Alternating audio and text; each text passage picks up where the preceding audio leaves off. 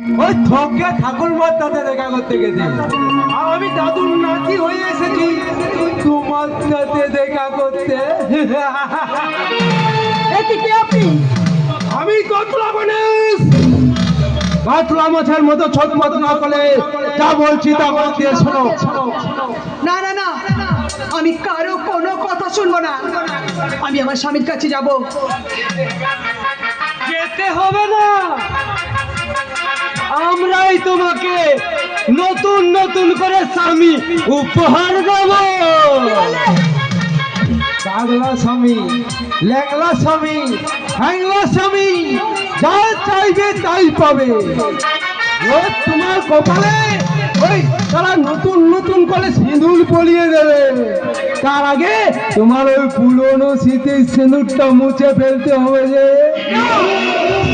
নইলে ওই সিঁদুরের উপর সিঁদুর পড়ালে সিঁদুর যে মহিলা হয়ে যাবে গো শালুক সুন্দরে।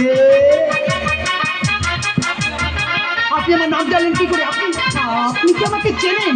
এই কেলেঙ্কারি কান্না, ফুলের আমার নাম জানতে হয় নাকি?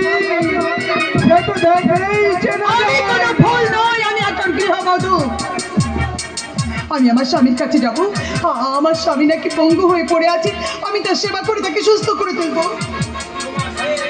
তোমার স্বামী তো এখানেই আছে, পারলে খোঁজে নাও। কিন্তু কেমন করে খুঁজবো? আমি যে তাকে কোনোদিনও চোখেই দেখিনি।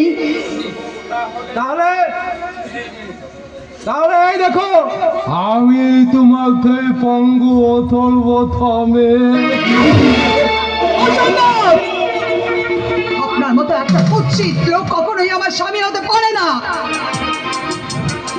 তাহলে মনে করো আমি এই তোমার। খবরদার, এবার আমি তোদের সব কিছু বুঝতে পেরেছি। শয়তানের দল, তোরা আমার এই দেহটাকে নিয়ে তোরা ব্যবসা করতে চাস, কিন্তু জানি জানোয়ারের দল, তোরা কোনোদিনও পারবি না। তার আগে আমি আমি আমি নিজে আত্মহত্যা করব। কি গেলেঙ্গারি কান্ড! আত্মহত্যা করা যে মহাপাপ। তাছাড়া এমন আগুন ঝোলানো বন্ধুকে জমিয়ে রেখে মনে যাবো বললেই হলো। আমাদেরও তো দায় দায়িত্ব কর্তব্য বলে কিছু আছে নাকি? তুমি বললে বলো বলো। কিন্তু তোমার ওই জলজন্ত যৌবনটাকে বাঁচিয়ে রাখতে তোমাকে আমরা অমৃত পান করিয়ে দিলাম।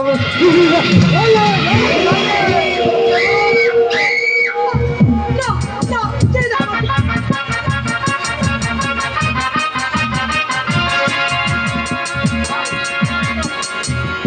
চলে গেল জলবাই তো আমার গলা, বুক চলে গেল। একেবারে খাঁটি বিলেতি মারিয়ে।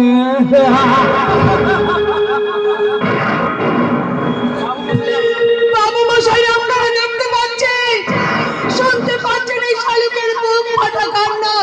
যদি শুনতে পান তাহলে একবার আমার ওই অথর্ব পঙ্গু স্বামীর কাছে গিয়ে আপনারা আমার কথা বলে আসুন।